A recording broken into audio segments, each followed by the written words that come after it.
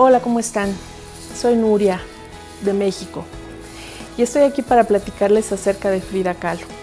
Estoy muy contenta de participar en el estreno de la obra Viva la Vida, que hace homenaje y cuenta historias sobre una de las más importantes artistas de México y del mundo. Les cuento que Frida Kahlo nació en México en 1907. Ella quiso que la fecha de su nacimiento coincidiera en 1910 con el estallido de la Revolución Mexicana, porque para ella representaría ese cambio social en el que ella también quería participar.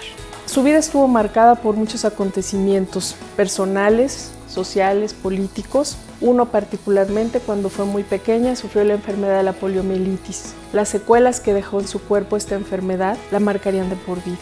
Sin embargo, a pesar de pertenecer a una familia conservadora, hija de una mamá mexicana y un papá alemán, ella consiguió permiso para entrar a estudiar, algo que no era común para las mujeres, porque en México se esperaba que las mujeres se casaran y los hombres estudiaran, porque si las mujeres se casaban, podían tener un esposo que las mantuviera. Frida Kahlo no buscaba eso, buscaba ser ella misma y estudiar.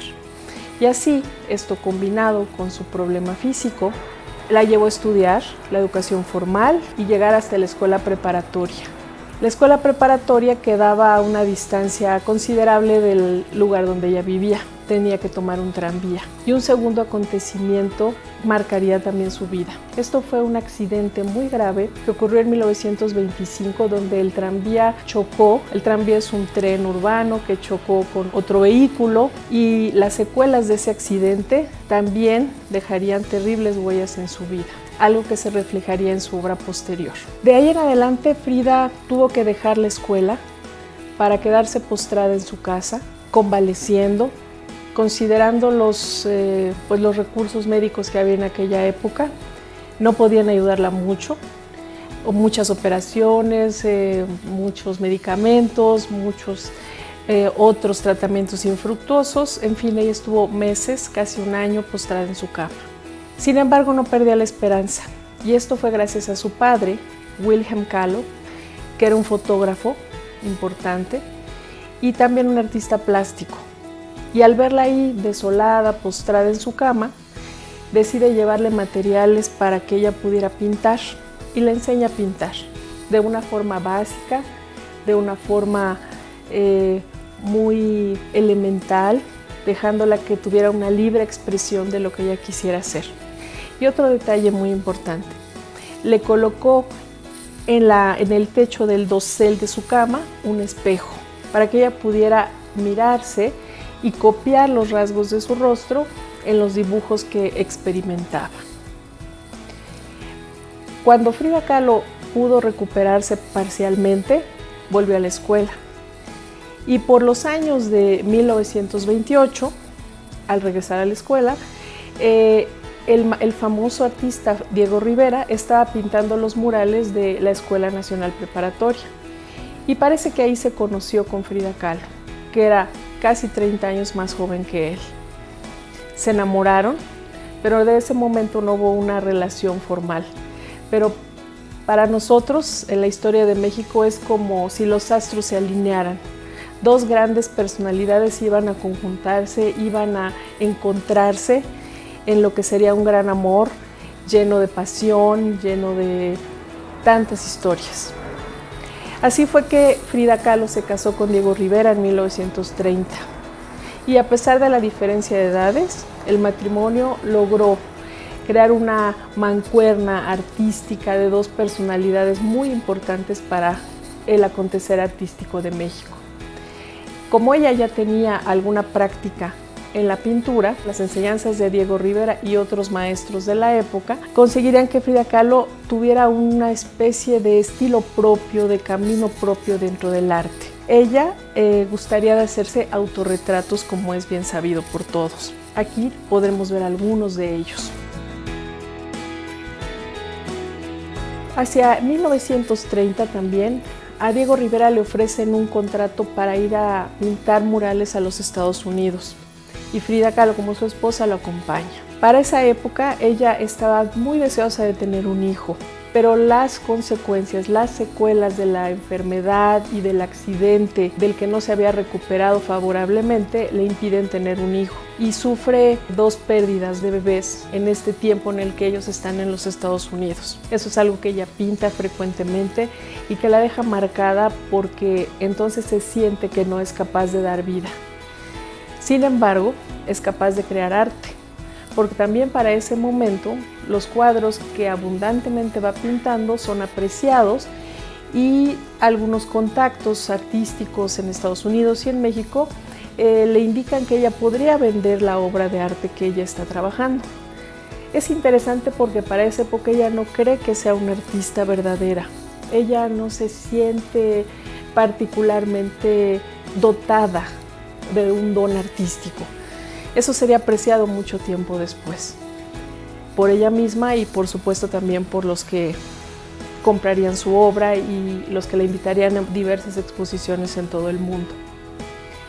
Esta forma de pintarse todo el tiempo ella, con sus vestidos, con sus animales, con sus mascotas, tiene que ver con la forma de vida que llevó a cabo. Cuando regresaron de los Estados Unidos con Diego Rivera, terminando los contratos que tenía, algunos inconclusos y otros que sí pudo llevar a cabo en los Estados Unidos, Frida Kahlo volvió a la casa donde nació, que sería entonces la casa del matrimonio de Diego Rivera y Frida Kahlo, y ahí continúa pintándose. Es por sugerencia de Diego Rivera que ella empieza a usar estos vestidos tradicionales de México para cubrir su defecto físico en primera instancia, pero también para crear una imagen y un estilo característico. Las flores, los colores, vestidos de diversas regiones de México son parte de su personalidad y los lleva pues con un gran estilo. Y así se pinta frecuentemente. Es muy apreciada, tiene muchas relaciones en México en el medio artístico y en el medio político también. Es conocida la presencia del revolucionario ruso León Trotsky, que fue hospedado en la casa del matrimonio de Diego Rivera y Frida Kahlo, y que esto les causó una especial condición con el gobierno de México. Como saben, las relaciones que tenemos México con los Estados Unidos siempre ponían en el punto de observación y de sospecha a las personas que simpatizaran con la política de Rusia.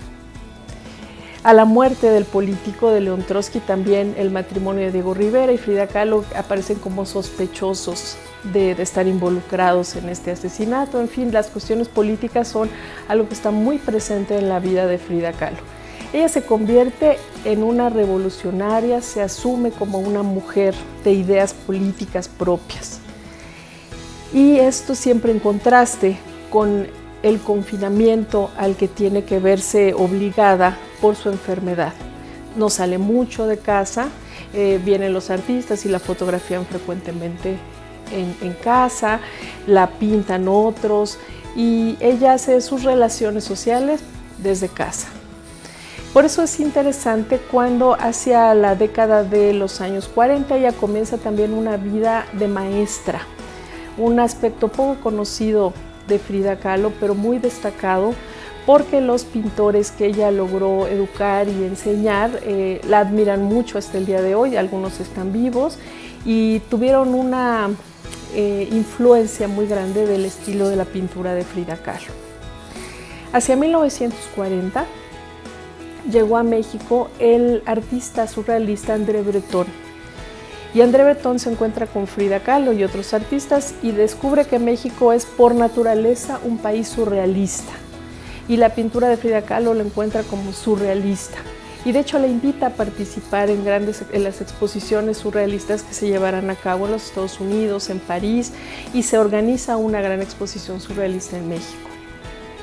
Ahí Frida Kahlo se encuentra de frente con su propia obra porque ella nunca se siente surrealista. Ella piensa que todo lo que los franceses encuentran surrealista es en realidad una forma muy natural de ser en México. Esta relación con la fantasía, la realidad, los sueños, expresarlos en la pintura, en nuestra música, en todo tipo de de manifestaciones, es algo muy natural de la forma de vivir de los mexicanos.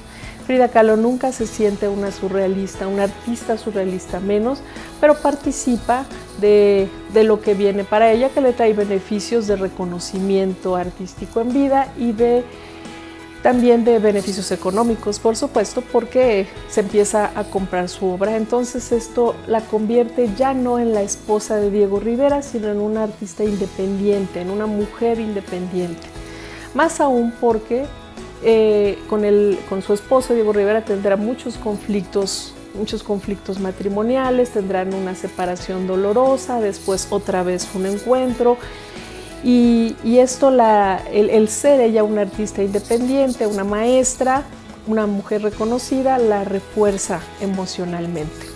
Algo muy sui generis para la época y los años de los que estamos hablando en los que vivió Frida Kahlo. Desafortunadamente, el tema de su salud es algo que la va a perseguir siempre.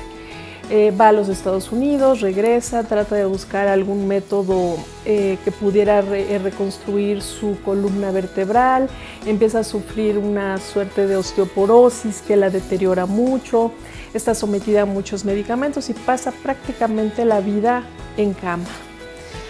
Hacia finales de la década de los años 40, pinta mucho menos, pinta naturalezas vivas,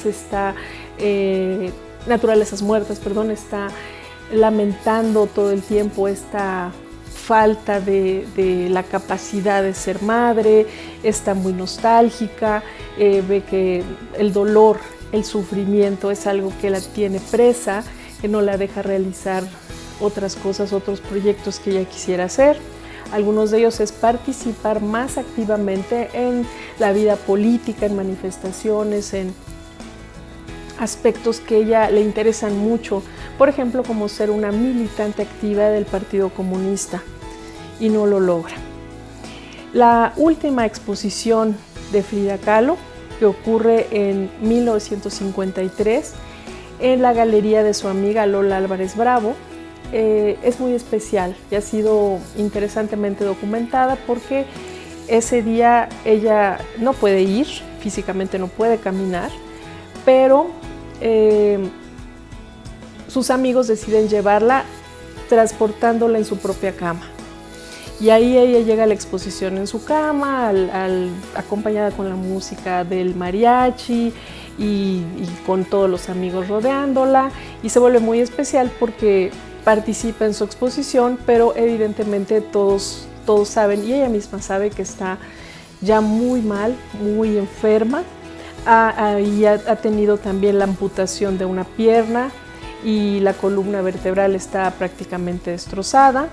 Y bueno, en una última y combativa actitud revolucionaria, participa en una marcha, en una manifestación de protesta contra la intervención del ejército estadounidense en Guatemala después de un golpe de Estado, y ahí contrae una neumonía que la deja devastada y finalmente muere en 1954.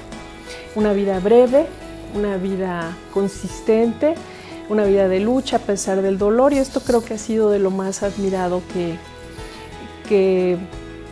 tiene Frida Kahlo, esta lucha permanente por la adversidad y anteponer su vida, su amor por la vida.